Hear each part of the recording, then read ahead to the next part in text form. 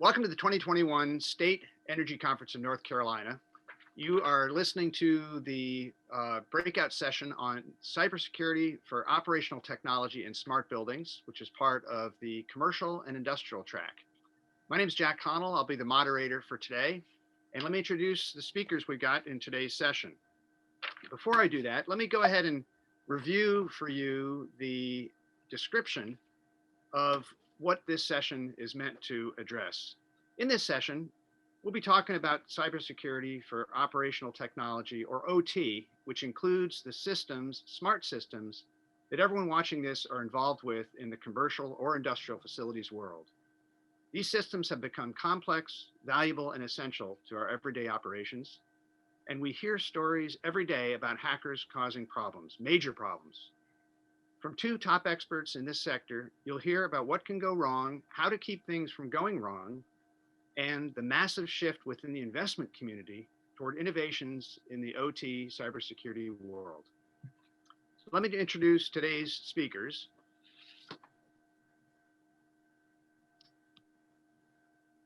First, we've got Lisa Donnan, who is a partner with the Option 3 Ventures. In the wake of cyber warfare, Lisa is at the forefront of successfully commercializing innovative and disruptive technologies, launching new businesses and markets in the public and private sectors.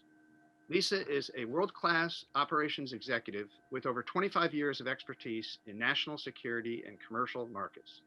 She's a recognized thought leader in cybersecurity, artificial intelligence, and social media data analytics. Lisa currently is a partner at Option 3 Ventures, LLC, a venture capital management firm that focuses on the intersection of information security and national security, with specific expertise and experience in companies coming out of the US intelligence community. Lisa serves on the Volgenau School of Engineering Board of Directors as chairman at George Mason University. She also serves on the National Defense Industrial Association Board of Directors. Then we've got Kevin Smith. Kevin is a fellow in Honeywell's cyber organization and is the former chief technology officer of Tritium, the author of 7 technology books on the subjects of cybersecurity, semantic interoperability, and software engineering. He's a frequent speaker at industry conferences on various topics, with a focus on cybersecurity and building control systems. For more than 25 years, Kevin has led technology organizations and endeavored to develop highly secure, data-focused software solutions for a wide variety of customers, including US government and commercial industry. So now let me introduce Kevin Smith. So, hey, thanks, Jack. So today I'm here to talk about cybersecurity in buildings, and we'll be talking about it from the most part an operational technology perspective. But before I get into smart buildings, I thought it would be helpful to define what operational technology is, or OT, just in case there are questions. Where information technology typically deals with the transfer of bits and bytes, operational technology typically deals with the operation and control of physical equipment. So when you're in the OT space, you hear a lot of terms like PLCs and supervisory control systems and building automation systems. And this puts us squarely in what's called the industrial control systems, or ICS space. Do you mind switching slides, Jack?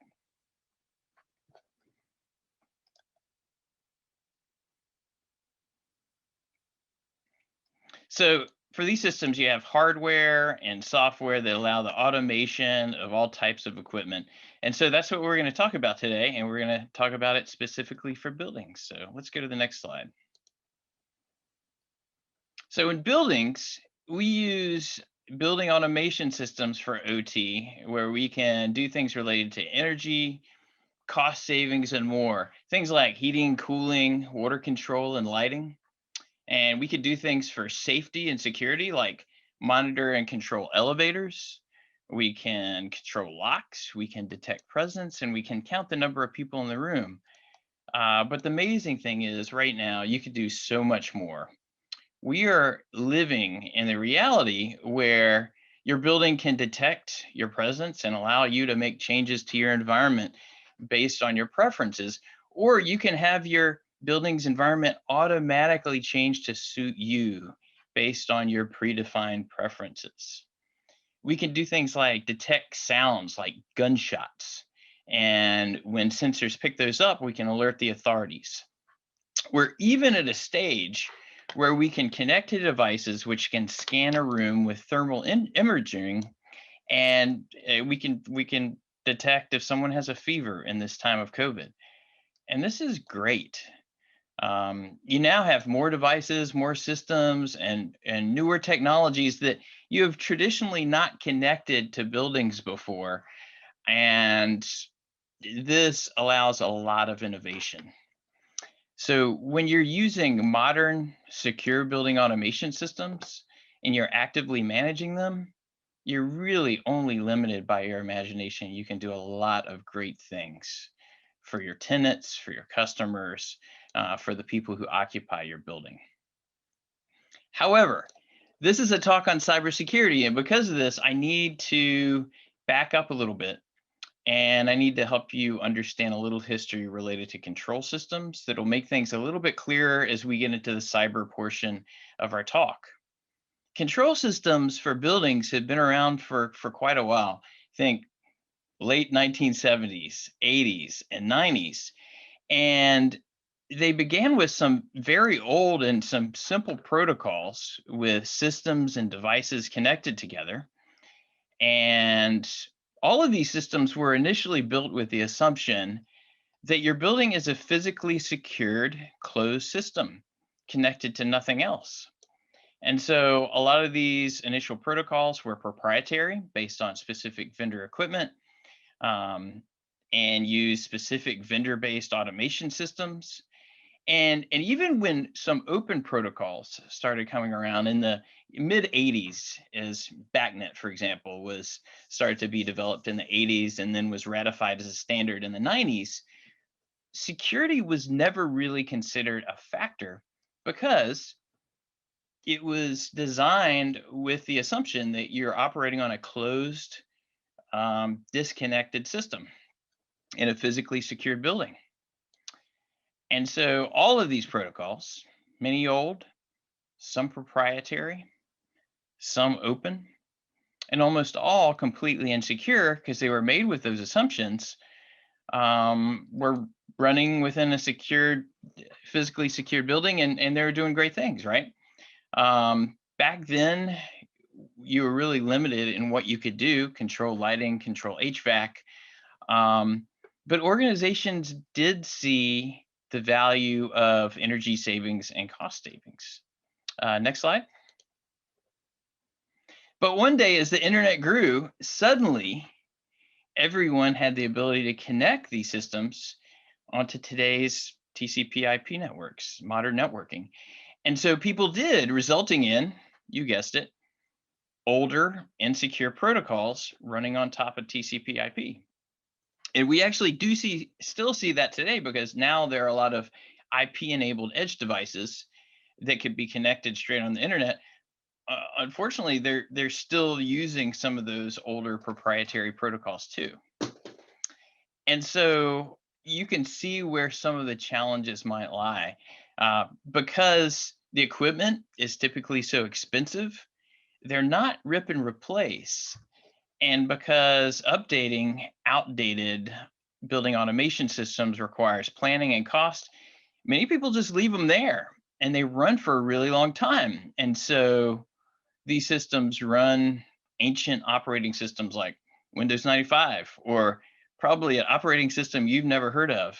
And sadly, a lot of these systems are operational and have never been patched, which brings some more challenges. While many of the people who have historically managed these systems are problem solvers and they're experts in controls and making things work, they're not necessarily experts in cybersecurity and networking. And so as the products of this domain have evolved into this century, there's a skills gap. And complicating the matter is a culture thing. Over the years, a cultural animosity has grown between traditional OT people from facilities and people from information technology groups and IT groups also within the building, when in truth, these groups really need to work together and talk together. As I mentioned before, the OT experts from facilities are experts in controls and problem solving, and the organization as a whole needs to recognize their value and what they bring to the table. At the same time, the people from IT have experience and expertise in networking and cybersecurity, and they have value too. The problem is when they don't work together, mistakes happen, and this happens a lot. In many cases, we see that IT people are seen as the department of no.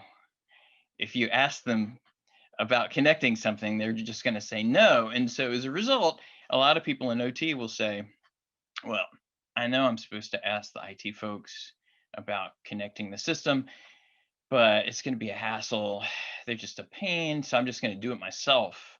And so OT people become shadow IT. It's what we call it. And so they connect their systems, they make it work without really the benefit and the knowledge and the expertise of the people in IT.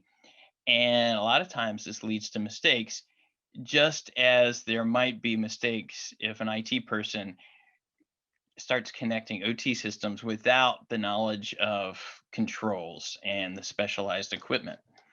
So that was a mouthful of what I've said in the last two slides, but I want to try to summarize for you some of the history I've just described, right? There are legacy, outdated, and unpatched systems running insecure protocols, never intended to be connected on today's networks. There's a skills gap involving people with expertise in those systems. There's a cultural divide between people who are experts in controls and people who are experts in cybersecurity and networking. And when you combine all of that with today's cybersecurity threat landscape that we'll be talking about, this challenge that's a challenge even to up-to-date systems, you can see where there might be problems. But before I scare you too badly, I want you to understand that there is great value in building innovative, smart buildings using modern, secure building automation systems that are actively managed, right? You can easily, safely, and effectively, build great solutions for your tenants and for your occupants and for your business partners, right? But I'm just trying to give you the background and the history related to the state of OT in buildings today, just so you understand where we came from, because you have to understand that before you see where we're going. So let's go to the next slide. But still, people have said to me, "Wow, Kevin, big deal. Cybersecurity in buildings. What's a hacker going to do? Make it too cold? Turn off my lights? Turn on my lights?" And my answer is usually, well, it depends on what your building is controlling. Your building is probably controlling a lot more than you think. For example, if your building automation system is providing cooling for a data center for one of your tenants in your building, a hacker could get in and turn that cooling off, crashing all your servers, which could lead to a lot of cost and legal and liability issues for you. If a grocery chain is controlling refrigeration with these systems for all of their grocery stores, and a hacker is able to turn that off, that's a lot of food that's spoiling, and that's a lot of replacement costs. That's a lot of stocking costs. It's a lot of headache, right? And if your system controls and a badging system and locks in your facility, a hacker could just bypass physical security, right? And look at just some of these headlines in this slide, right? These threats are real. And it's important to realize they're real because cyber physical systems are targets of incredibly great value to hackers. Because for hackers, this is where the virtual world meets the physical world. Through the internet, they could turn things on, turn things off, turn things up and down, and make physical changes. And so just pretend you're a hacker for a minute. If you're a prankster, maybe you notice some of the highway signs, and you you could just change the highway sign to what's on the slide, like caution, zombies ahead. Kind of funny, right?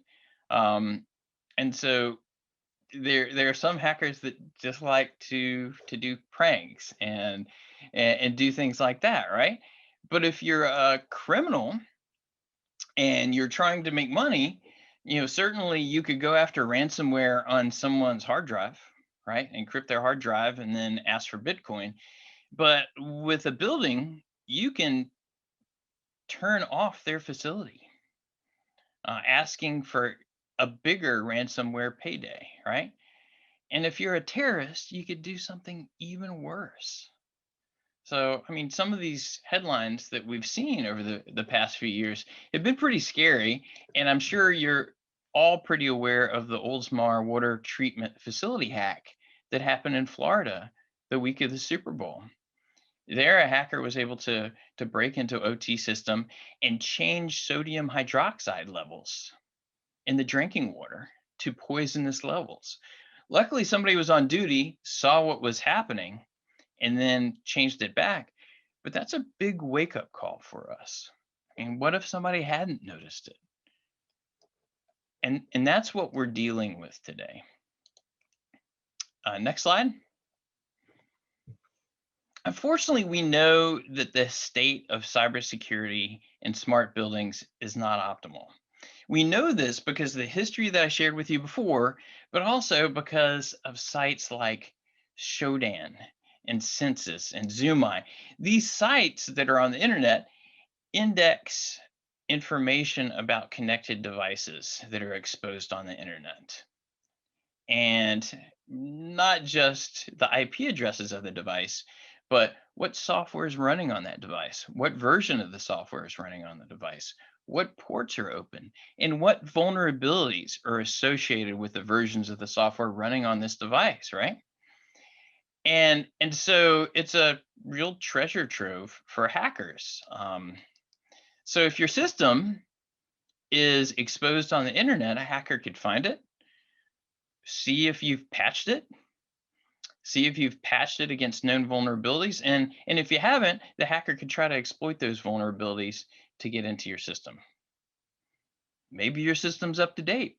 Well, the hacker could just try to brute force login into your system to see if he can guess the password, if it's a easy to know password. Or he might just flood your building automation system with requests, so it gets DOSed or denial of service. And so essentially rendering your system inoperable. And unfortunately, all these things are very easy for a hacker to do. Sites like Shodan and Census and Zoomi, they have a web interface, but they also have APIs. So somebody could just write a program to just run all night looking for targets and trying to exploit them. So the hacker could write this program, go to bed next morning, try to see what buildings he owns the next day, and then go from there. Next slide. And unfortunately, we know there are a lot of exposed sites because websites like Shodan publish information about all the exposed sites. I pulled this down from Shodan a few years ago, and not only do they list all the industrial control systems hosted on the internet and exposed on the internet, easily exploitable by hackers, but they show this map. And as you can see, there's quite a few. I'm a huge fan of hiring companies to do independent risk assessments for organizations and especially building systems. And 99% of the time, what we see is what the security researcher quoted on this slide is saying. This is kind of an older quote, but it's super relevant today. What usually happens is when an audit comes, where you hire a consultant to say, hey, look at my network, see how secure I am. Usually the consultant says, well, give me, the list of your assets on your network, show me how your network's structured, and then also show me how your control systems are exposed on the internet or connected to the internet. And usually the building owner or facility manager says, hey, we're completely isolated, not connected to the internet at all. And almost 100% of the time, they're wrong. And what happens is the consultant comes back and said, here's the real map of your network. Here are all the assets you didn't know about. And here are all the ways that your systems are connected to the internet. Why is this? Well, your networks change. You have people involved in managing those networks. Sometimes they connect a network cable to the wrong port. Sometimes it's the shadow IT phenomenon that I talked about earlier. I was supposed to ask IT about connecting the system to the network, but it's just going to take so long. So what I'm going to do is I'm just going to connect it and I'm going to make it work. And what happens, they never do tell IT, and the organization really doesn't know that those connections are being made, and those connections are usually being made with certain assumptions that may or may not be true, right? And that leaves you with some pretty big problems. Next slide. So I wanted to say that there is a solution. Cybersecurity is, not just about technology, but it's about people, processes, and technology. And through all of these three things, we can be effective when we secure our buildings. People is a key element. It's probably the biggest element. Cybersecurity is a team sport, and it involves many people and many roles in the organization. And I'll be talking about this towards the end of today's webinar, where I'm going to go through a practical example of a scenario that happened and how it went wrong, just so you can get an idea on how people, processes, and technology could have helped. Finally, what I'm going to do is I'm going to leave you with an action plan for what you can do today, no matter what your role is. But first, Lisa Donna is going to talk about the threat landscape and some of the positive focuses and investment that are taking place today in the space of OT cybersecurity. So Lisa? Thank you, Kevin. Next slide. As you all know, the energy sector has been rapidly digitizing its operational value chains. And with them, as Kevin shared, you have been broadening access to previously isolated, air-gapped industrial control systems and SCADA devices. And access to OT devices from the wider internet have created a greater threat landscape. According to a recent study, 40% of industrial sites have at least one direct connection to the internet, and 84% of industrial sites have at least one remote accessible device. And as all you understand, but many do not, OT is massive. For example, take the Department of Defense. They've got only 5 IT systems, but they have 90,000 OT systems. They've got 10 million IT endpoints, but they have almost 3 billion OT endpoints. A very ripe environment for bad actors. Cybersecurity has also matured, and this is not an IT issue. This is a business issue. And OT attacks highlighted on this chart show the evolution of attacks to the physical systems, and that cybersecurity really has moved from financial and reputational damage to what could be life-threatening events. Next slide. Then Q4 last year happened. The SolarWinds attack occurred, a critical software vulnerability widely used by the energy sector. It was like criminals broke into your house, they ate your food, they lived with you for about 9 months, and while they were figuring out what to steal, and you never knew it because they were such clean guests. Cyber espionage, actually a few lines of malware code injected, resulting in 9 or more federal agencies and hundreds of companies being attacked. And the damage is still unknown, and the fallout could last for years. And the industry impact specifically to OT still has not been fully understood. So how many solar winds are there out there? This is not a one-off. This is a continued pattern of sophisticated hacks that will continue. We have moved away from the financial and reputational, as I've shared, to highlighting the attacks on physical systems. And while this is all happening, another industry impact is the rise in cyber insurance. The global market is now at $7 billion and expected to reach 20 billion by 2025. Cyber attacks like SolarWinds, Microsoft, previous attacks like NotPetya, WannaCry, along with changing regulatory environment, is continuing the cyber insurance market. And insurers are investing in cyber areas such as threat intelligence, artificial intelligence, to better assess and write cyber policies. Next slide. Along with the increasing attacks, another industry impact is the size of the industrial control systems security market. 2 billion in 2019, growing to 8 billion by 2026. Some analysts have estimates of it going to 22 billion by 2025. Why the growth? Well, as you just heard, the significant rise in vulnerabilities, the threat is real. And from a legislative perspective, critical infrastructure sectors believe that no legislation is good legislation, but that may be also changing given the depth of the SolarWinds and Microsoft cyber attacks.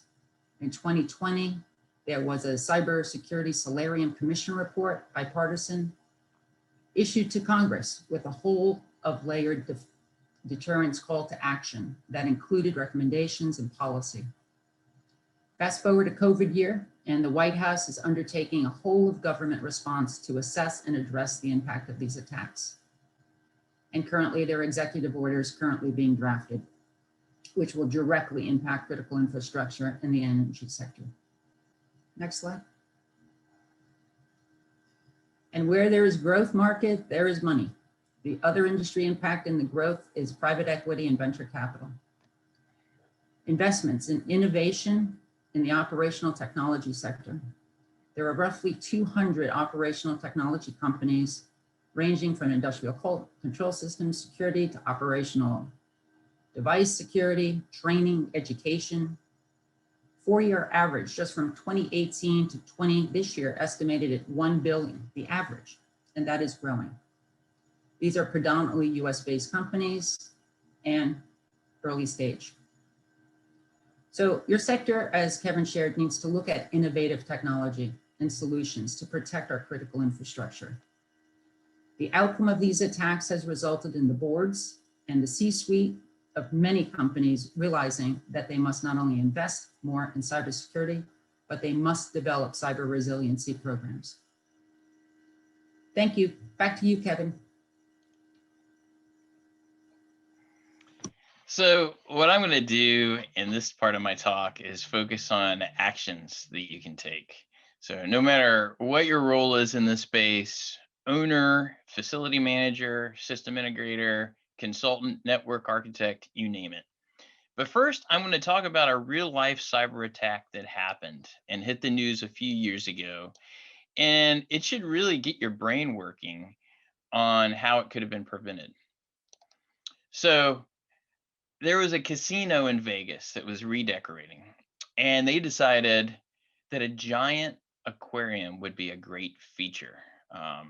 They wanted a giant aquarium with colorful, exotic looking fish in it, and it would be a great attraction and it would look pretty. So the facility manager, as he was working with everybody and planning, he saw that there were power requirements. It also needed a lot of water. It needed to look clean, and the fish obviously needed to stay alive, right? So that requires a lot of work. So he said, well, hey, if we're going to go big, let's go smart. Why don't we get a big aquarium that's connected and we can connect it to our network? And that way, the way a lot of these things work is I'll be able to get notifications on my phone of, hey, how's the aquarium looking? Do I need to add anything? What's the alkalinity? What's the pH? do I need to do anything, right?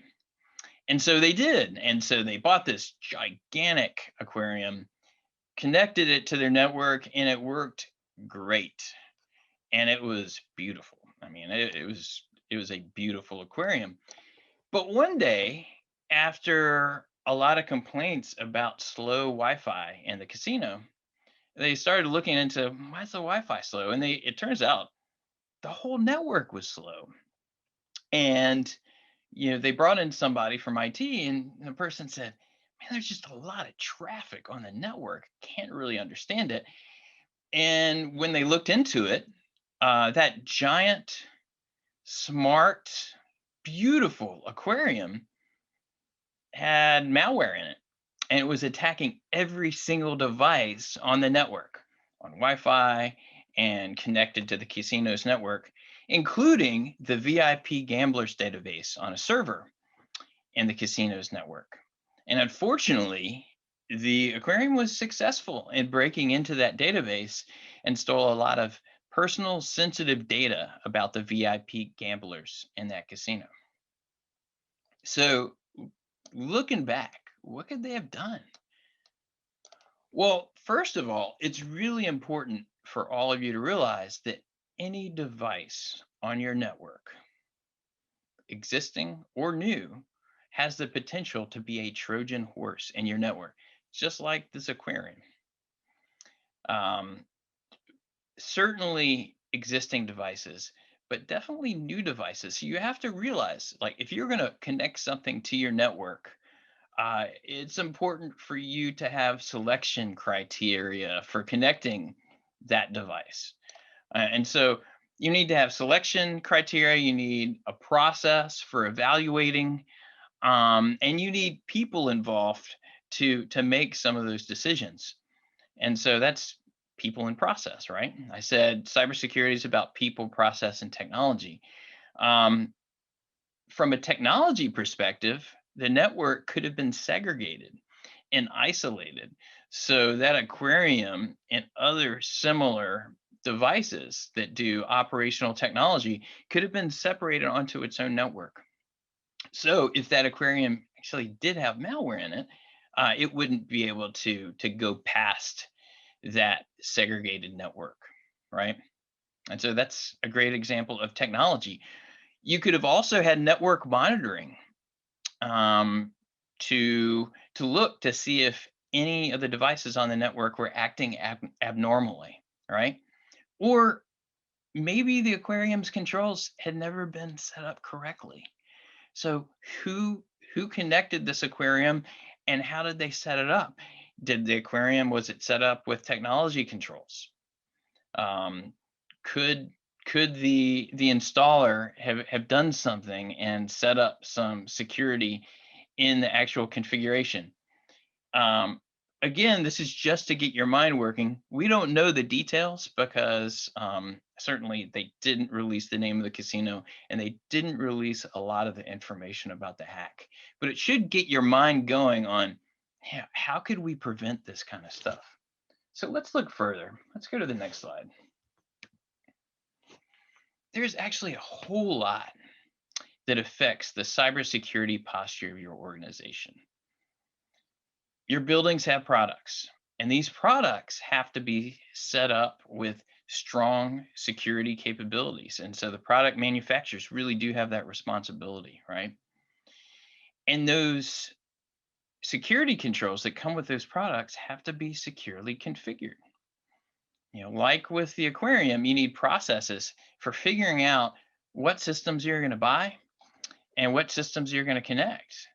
You need to make sure that they have those strong capabilities with cybersecurity, and you also need to make sure that they're going to support the product.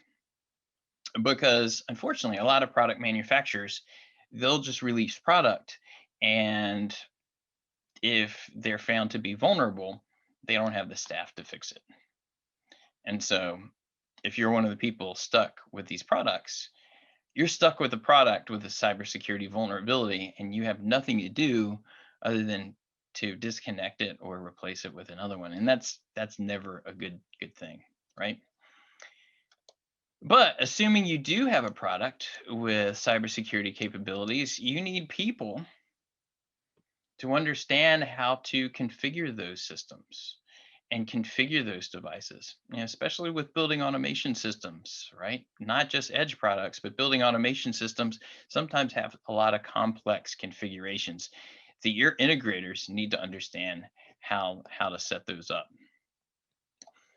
Your products are going to need to reside on networks that have been set up correctly and set up with defense in depth principles.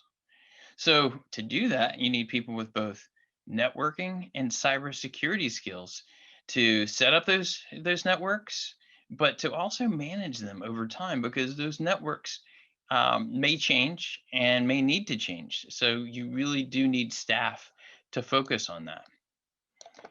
Those networks will have to be actively managed and monitored for cybersecurity threats. Your systems are going to need to be patched. You're going to need to keep an inventory of what's running on your network, what software is running on every asset, and you need to keep them up to date. And as I said before, people are the most critical aspect. I love this quote on this slide by Bruce Schneier. He's a cryptographer and kind of a spokesman on cybersecurity. He says, if you think technology can solve your security problems, you don't understand your problems and you don't understand the technology, because cybersecurity involves so much more than technology, as you can kind of see on this slide, right? So people who use your products need to be trained in cybersecurity awareness, how to properly use the products, how to safely use the products, and what not to do on the network. Great example that applies to probably most of you today. We've heard about ransomware so much that's affected so many people and so many organizations. And a lot of times we only hear it from the IT perspective, but it applies to the OT perspective too, right? So people need to know what phishing is, and that you shouldn't click on an email attachment from somebody you don't know, and to always like be wary of even clicking on email attachments, and be careful where you go on the web, because there's malware on there that can infect your entire network. This happens in OT systems too. Um, Great example, if you're on the OT network and you're on a system that supervises some of your building automation systems and your edge devices and your other OT systems, that computer that you're using shouldn't be an email checking computer or a web browsing computer. Why is that? Because they're often avenues for malware to spread all over your network, and we've seen it. So cybersecurity involves a tight partnership between people. And as I said before, cybersecurity is a team sport. So let's move on. The NIST cybersecurity framework is going to be very helpful to you as you're looking at your organization's cybersecurity posture. What I like about it is it's pretty simple to comprehend, and there are actions and action verbs on the slide that you need to guide you in your organization's cybersecurity path. So identify, protect, detect, response, and recover. They're defined well in this NIST standard, and it provides guidance for people, processes, and technology for each. And honestly, you could go on the web, just look for the NIST cybersecurity framework, peruse it, and you can get a good idea of some of the things that your organization needs, and you can kind of customize it to your own organization.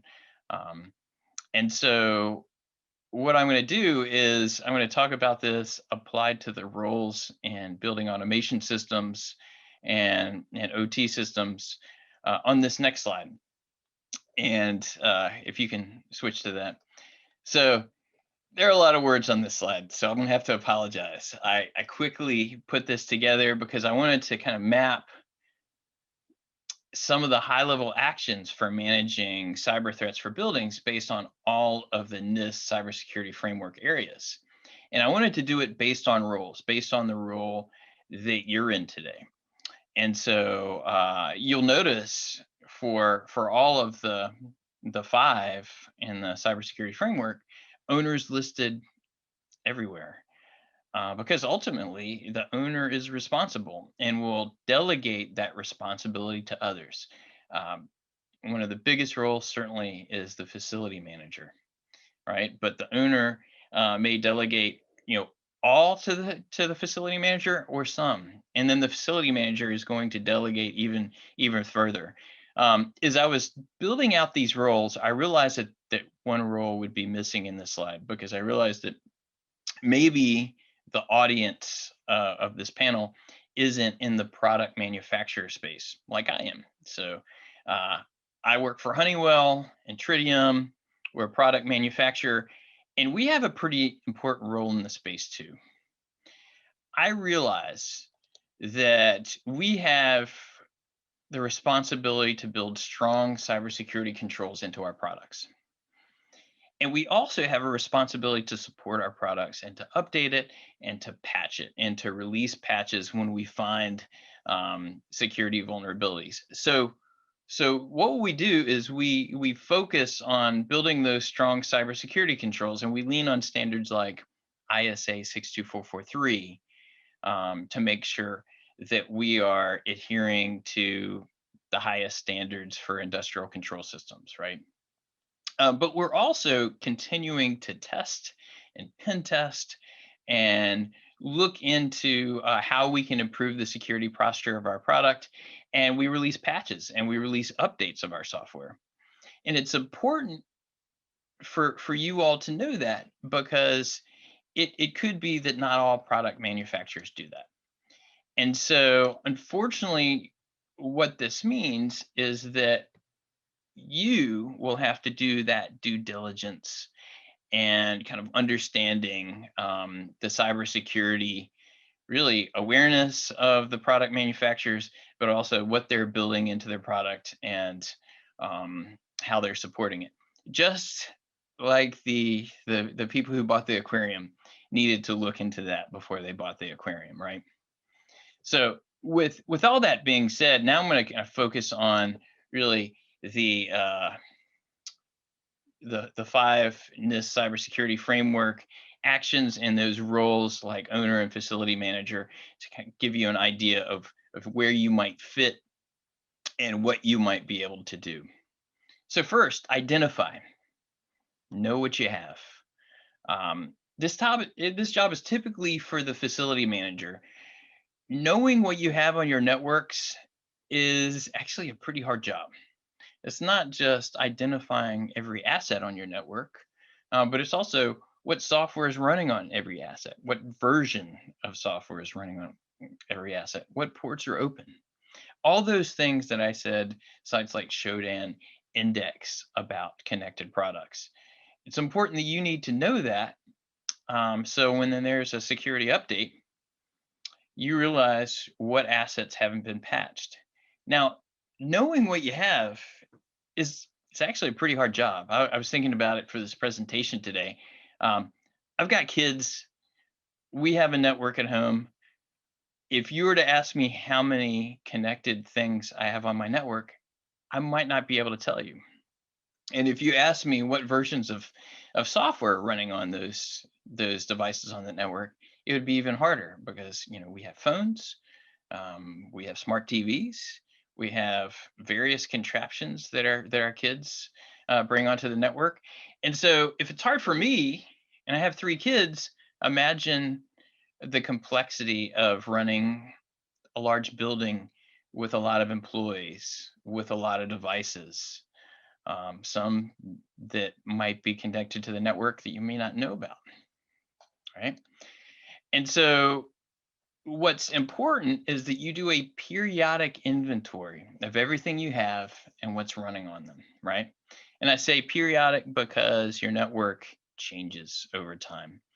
And maybe equipment gets connected without your knowledge, and it does happen, right? You need a process for selecting products and connecting any product to your network, um, that process is going to involve understanding the cybersecurity capabilities and the process for connecting them and the process for configuring them. And so even though there are processes that you'll need to come up with and policies for your organization, it's also helpful to have technologies that enforce those processes. Great example is 802.1x network authentication. It's something that's been around on IT networks for a while. We just built it into our JACE, our products. And 802.1x is if you connect a device into your network, unless that device authenticates to your network, has a pre-configured certificate, it won't get an IP address. So that's just one example of how technology can be an enforcer of process. Technology isn't always the answer, but sometimes it helps. So that was the first, identify, knowing what you have. Next, protect. Once you know what you have, you need mechanisms for protecting those assets, right? It's usually delegated to a lot of different people. Certainly facility managers, but you may be overseeing consultants, contractors, system integrators, architects, or you may be one of these folks, right? There's also an important legal aspect of Protect too, because when an organization does bring in consultants and architects and system integrators, it's really important that cybersecurity is spelled out in those contracts with those people. And not only should it be spelled out in the contract, but there should be a way for you to verify that they adhered to it, right? Good example is we talk to owners sometimes who they hire system integrators. The system integrators come in, they set up the building automation system, they connect it to the networks, they connect it to all the devices, everything works great. And they have an assumption that it was done securely. But there's really, unless they dig in and they know what they're looking for, or if the facility manager digs in and knows what he or she's looking for, sometimes it's hard to verify. So a great example is something that we did. Again, technology can enforce process. We built in something called security dashboard into our product. So once it's configured, and it's configuring with different products and a lot of other similar systems, somebody can go to that dashboard and look at the state of cybersecurity for that system or the connected systems too, to see, okay, what's red, which means bad, what's yellow, which is a warning, and what's green, which is good. And so what we've done is we've kind of highlighted security configurations that need to be fixed or that are insecure, so that the system integrator, if you're a system integrator and you're setting it up, you can then go to that dashboard and say, oh, wow, I forgot to do this. Yeah, I should probably fix that. But also, and probably most importantly, that facility manager or building owner can look at the dashboard and say, well, I did specify that I wanted all green in the contract, and there's some reds, you need to fix it. And so that way the person can fix it before they leave, and then everyone has a better sense of how that system was secured, right? So that's a lot, but it's important that you do have those contracts and you do know how to enforce cybersecurity for all of your partners who play a part, right? Part of Protect also means monitoring your software versions and of your assets and making sure they're up to date, and scheduling updates and patches. So, certainly knowing what you have is important, but if you know you have outdated stuff, you need to update it. And we realize that requires planning too. Another big part of Protect is backing up all your systems, right? This has become incredibly important as ransomware is such a huge threat. And finally, you need people to be trained to be aware of cybersecurity threats, so they're not introducing malware into their network. And so that's in the Protect. When we go to the third area of the NIST cybersecurity framework, there's detect. You need things in place to monitor your networks and systems for threats and viruses. This is where specialized technology really does come in handy to give you a situational awareness of what's going on in your network. Some of this is cybersecurity, but some of it is also common sense, OT stuff, right? Because you're going to have equipment that could fail or that could deteriorate over time. And so if you have the right things in place for monitoring that equipment to look for anomalies, you can detect whether is this device starting to fail? Does this need to be repaired? Does this need to be replaced? Or is this device being affected by malware? And sometimes the answer could surprise you, but you need something to monitor that stuff, and that's in the detect phase, right? And so you can set up these systems to trigger alerts and alarms when things are not behaving normally. And finally, the last two are different, but I put them together because they're usually used together. Respond is your response to contain and mitigate the impact of cybersecurity vulnerabilities, and recover is when you restore capabilities and services. And these do go together, although they are spelled out differently. So for respond, everybody needs a response plan on how to contain and mitigate cybersecurity threats, because in the heat of the moment, unless you've thought it through with the right people you need, it's really easy to make mistakes. So you need technical people, you need the business people, you need the legal team, you need communications people. Why communications people? Well, you're going to have to communicate to your customers and your business partners. And you may even need to talk to the media depending on the situation, right? Um, your response, your response plan is sometimes pretty complicated. And so that's why it's really important that you gather all these people that you need in your organization to think it through ahead of time, write it out. And this can be rehearsed. You can go through exercises where, okay, we're going to rehearse the exercise where ransomware has encrypted everything. What do we do? Right. And when you go through an exercise like that, you'll realize pretty quickly steps that you've left out. And sometimes there's steps that you've left out in the earlier stages, in protect, and detect, and things like that. And finally, recover. In order to implement processes to restore capabilities, you have to understand what the priorities of what are you going to bring up first, and what are your systems interdependencies, and what customers are depending on what. And honestly, do you have legal agreements related to recovery, right? And so this is a whole lot. And the great thing about the NIST cybersecurity framework is there you are going to go through cybersecurity incidents. It's not if, it's when. And when you do, you will go through this process, especially when you get to the respond and recover, and you're going to go through a what could we have done differently?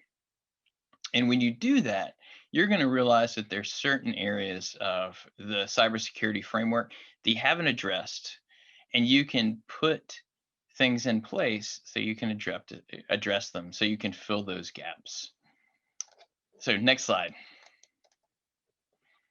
So realize this was kind of a scary talk, but I want you to understand that there really is great value in building innovation and smart buildings. And there are ways that you can easily, safely, and effectively secure your building using modern building automation systems and best practices. And some of what I talked about with people, process, and technology. The future is really bright in this space. more technologies for cyber defense are being invested in every day, as we saw with Lisa's presentation. And what we're seeing is smart buildings are driving a lot of value and return on investments, and bringing innovative solutions to not only the workplace, but shopping centers and uh, residences, all over the world. And so I think we'll see this space get better and better over time. Jack?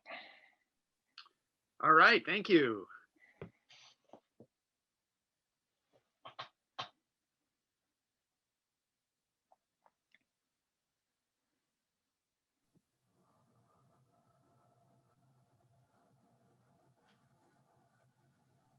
Sorry about that. Let me unmute myself. If you guys have some time, let's go through some questions and answers. And before I do, first of all, if anyone wants a copy of that NIST cybersecurity framework, you've got my contact information on this slide. Feel free to reach out to me, and I can get you some of those resources.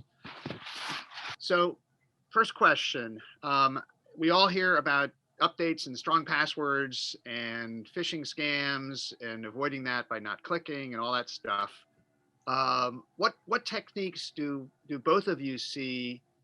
Techniques and hardware and software, techniques and things from an innovation standpoint coming down the pike over the next year or two that people should be looking forward to?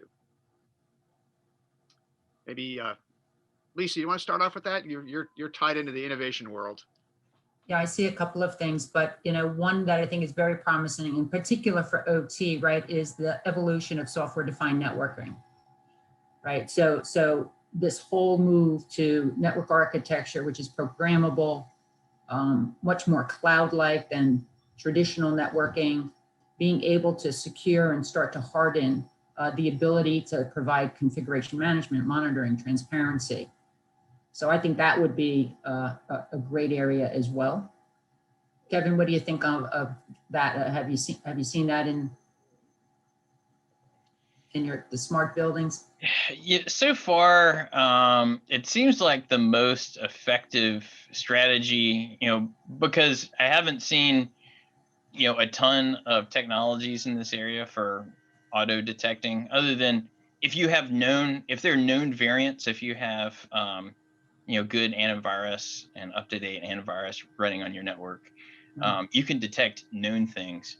It's hard to detect unknown things, things that are new that no one's seen before, that these antivirus, anti-ransomware packages can detect.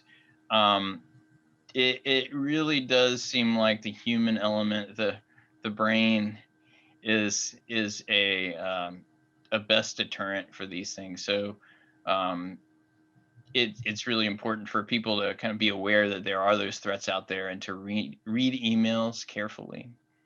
And, yeah, I think the other interesting, right, is that, and I think you saw it too, is this new analysis that just came out, which is basically showing that there's 133 days between finding a vulnerability and then it getting produced as a patch. That's a very long time. I used to track the ransomware market for criminals, and I haven't done that this year. But I know last I checked, it was well over $1 billion that criminals were extracting from people. It's probably gone up. And so, with that amount of money for cyber criminals, the attacks are just going to go up. And man, they're getting better and better. I've had friends tricked into losing money. Sometimes ransomware, sometimes just email tricks of giving over access to their accounts, et cetera. And so it used to be back in the day that things were misspelled, and they were from another country. It was a prince from another country that wanted to give you money, right? And so everybody knew after a while, hey, that's probably a scam. Well, now they're more targeted, and more specialized, and so it seems like really the combination of technologies, and I hope they're better ones that come out for detecting these types of things, but also just having people educated, and what to do and what not to do. So, like I mentioned it in my talk, one of the things that we have to bring up more and more because we've just seen the attacks is if you're on an OT network, um, don't connect a USB drive, into any device because a lot of times that's an avenue for ransomware. And also don't surf the internet or check email. So machines that do that where you can do that should be on a different area, of your building, not connected to your operational technology, because you don't want ransomware being introduced into an area where you're making physical control decisions with mission critical equipment. A related question: how quickly do both of you think the cost of some of these technologies is going down? And I ask if I'm doing research for my organization, I find some cool solution, but it seems outrageously expensive. What's that cost curve doing? And should people go back and recheck something that they may have discovered that was out of their league 6 months to a year later? That's interesting. In particular, the SDN area, the security and SDN, I've seen actually a really ROI within like 5 years. I mean, the costs are dramatically decreasing because the vulnerabilities are increasing. So there's like this interesting juxtaposition on cost of entry to get into some of these technologies. The other thing is, as I shared earlier, many of these companies that are trying to solve for really important problems in OT are early stage. And so early stage companies want, our audience to look at them for proof of concepts, do pilots, see if it's actually solving for your issues. Get educated, train, like Kevin said, and then negotiate.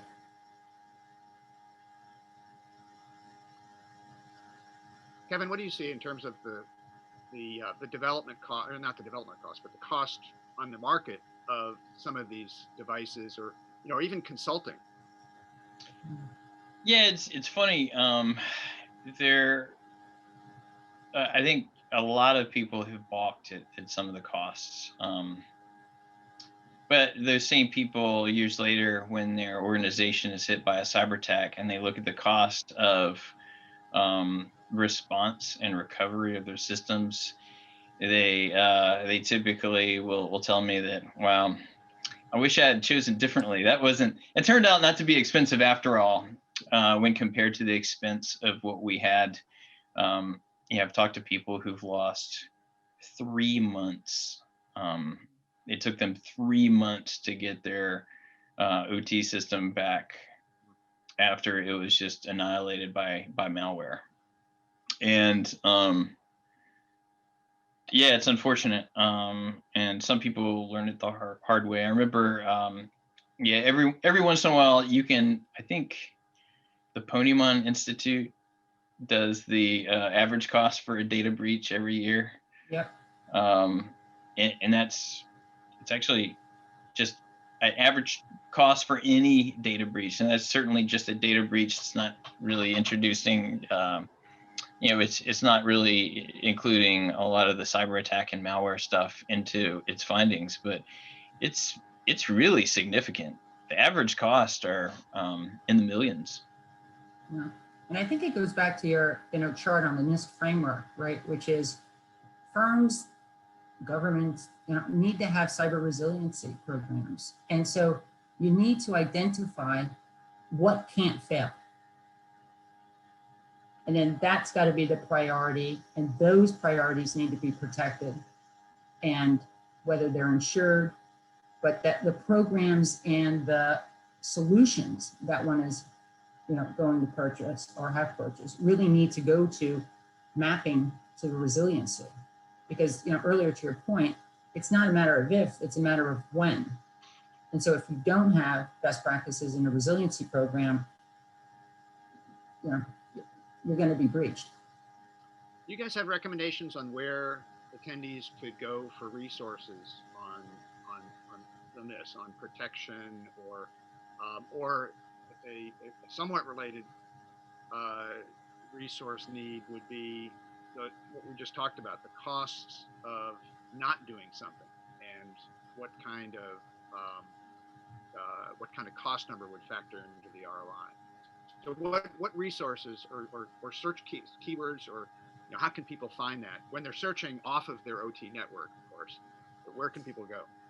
Actually, there are two great places that have a breadth of information. One is the Department of Energy, enormous amount of security resources on their sites. And the other one is DHS CISA, CISA, their cyber agency, an enormous amount of information as well.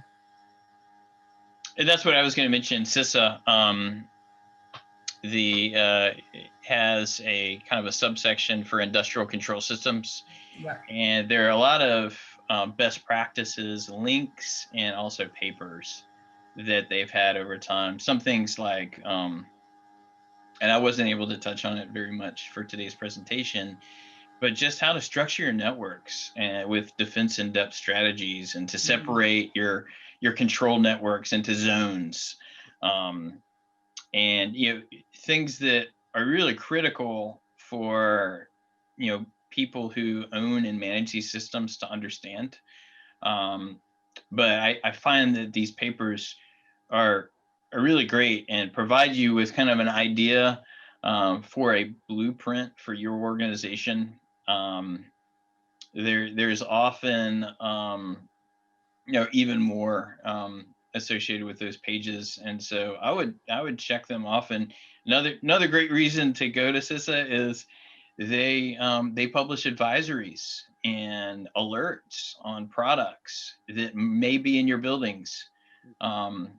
And when they do that, they work with partners in the product manufacturer and software space to say, hey, someone found this vulnerability.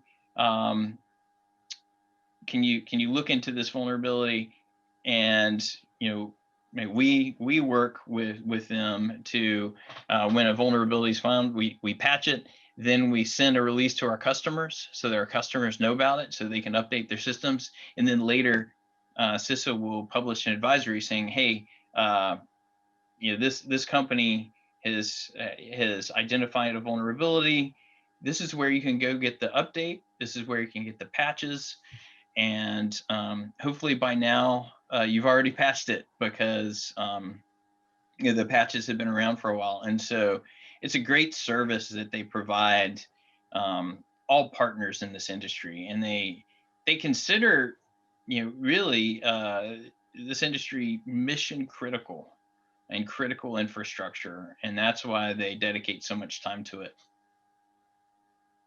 Do both of you see in the IT space, what I'm thinking about, Kevin, is your discussion about the OT IT culture divide? And so my question is, are you seeing more information being pushed out to the IT folks? Hey guys, get off your high horse. You need to actually talk to the OT folks and take on some of the communications responsibility, because things like the CISA resource on vulnerabilities, that's going to be way above most facility folks' heads, and not from a technology standpoint, but in terms of what they have time to pay attention to. So the IT guys, I would think, would be better suited to monitor that. But if they're not talking to the OT folks, we still have a problem. So, I mean, I see this slowly being handled, but there's still that old culture still there of these two groups not wanting to talk to each other. And in many cases, I mean, I'm just super surprised. They just hate each other. Like in some organizations, I mean, it's almost funny. But what I'm seeing is the organization above them is usually doing some things to make sure that they're more embedded and in the team as a whole, because really it's not OT and IT, it's your organization, and they're solving problems for you, both incredibly valued. So I see this sometimes being pushed by the governance structure above. I also see that a lot of OT departments are hiring people with traditional IT skills, just not calling them IT. And sometimes that handles the problem. But it is an interesting phenomenon. And because there is that cultural animosity, if it's not addressed, easily bad things happen. Although you think that that would get expedited pretty quickly, given the threat landscape that, we're sitting in right now from a critical infrastructure standpoint. Sure, and people see that, and people, that slide I had about my friend from the Wall Street who had that quote to the Wall Street Journal. It said most people think that their systems are entirely segregated, and they're wrong.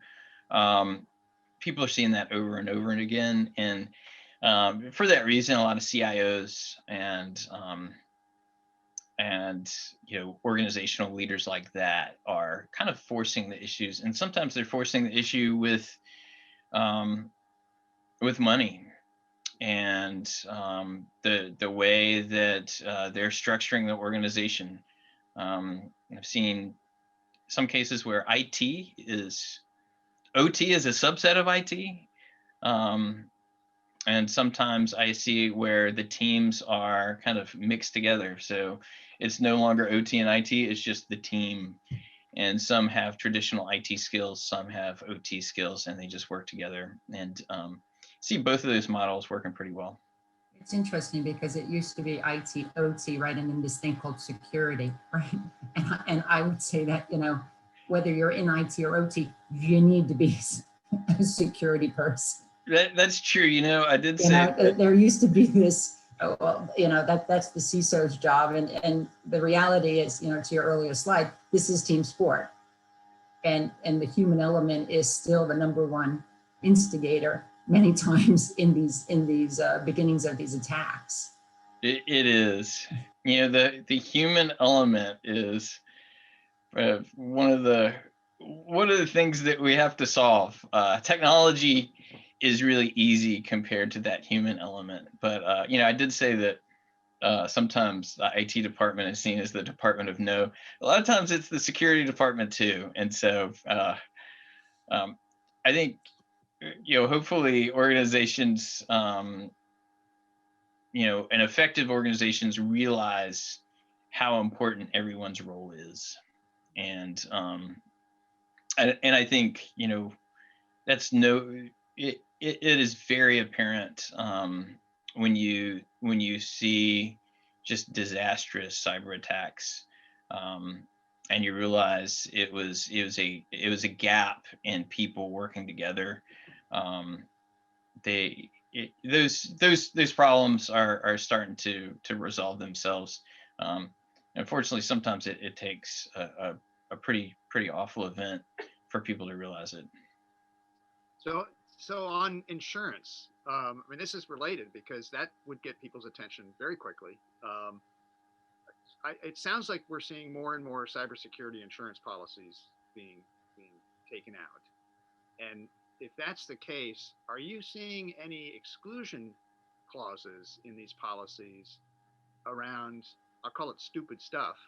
Okay, so if an IT department issues a memo that is in gobbledygook that the OT department basically blows off, and now because of some gap that IT said, OT, you need to fix, now all this, and then they didn't implement it, now all of a sudden OT is responsible for that breach and whatever the impact is.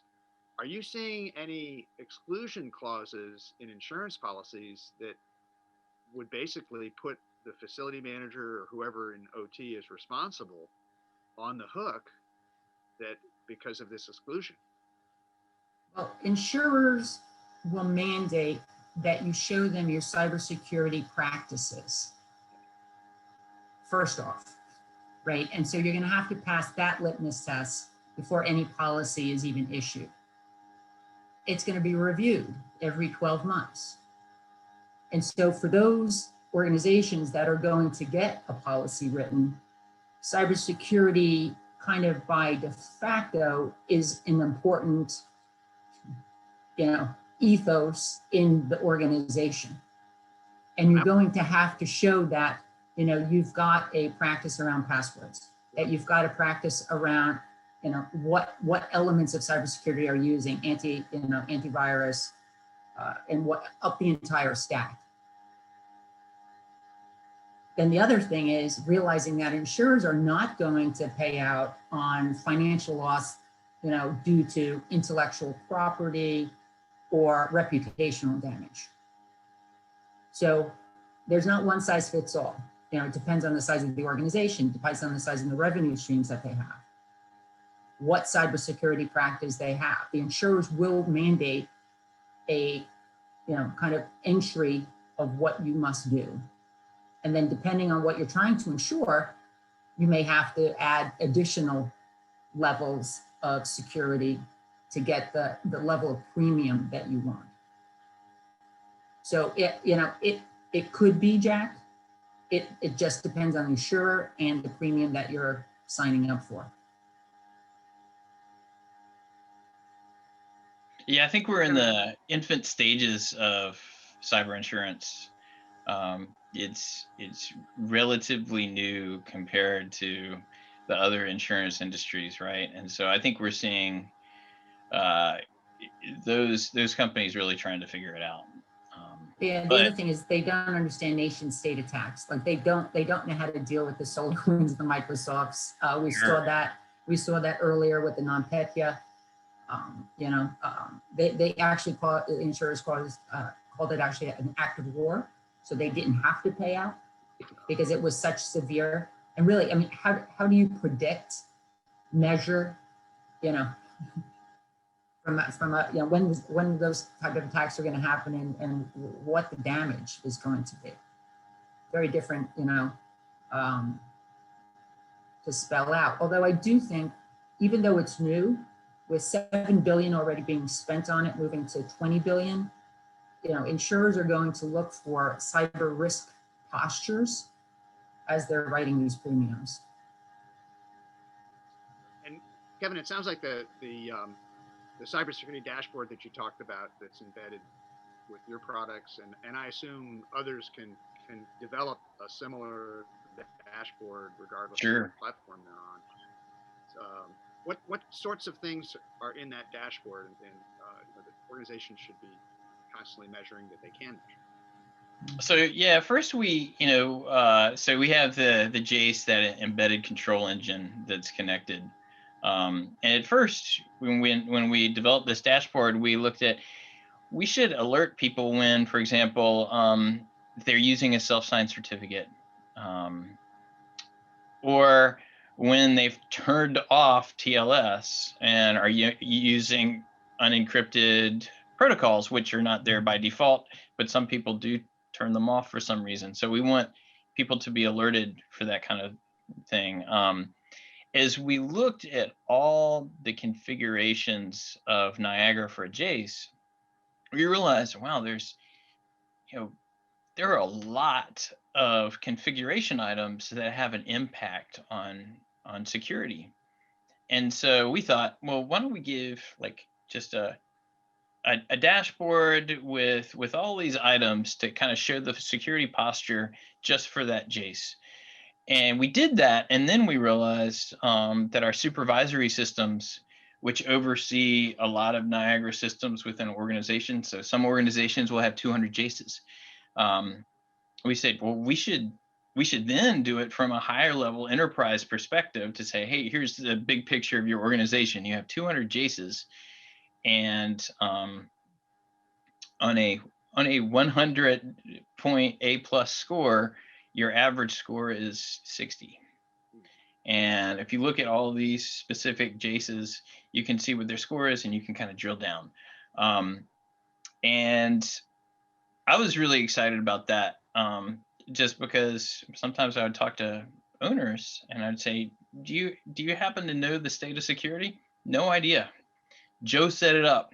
We hired Joe 6 months ago. I tried to call him. He changed his number.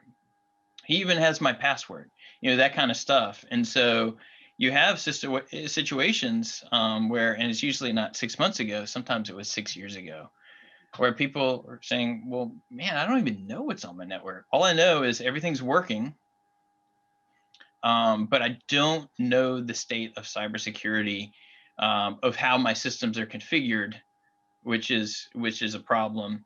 But also, how my networks are configured and what's on those networks. And so that's why, that identify part of the NIST cybersecurity framework is so important. If you can identify your gaps, either in the configuration of your systems or what your systems are and what's connected to your networks, gaps are really good, because once you know them, you can determine how to fill those gaps. And sometimes you'll find a device like an aquarium that I used in the example, and you realize this thing's connected to my network. I didn't look into it at the time, but there are no cybersecurity controls on this device. And the manufacturer doesn't even support it anymore. And so sometimes you have to make some pretty hard decisions of how do we handle that risk. And at the end of the day, it's all about risk management.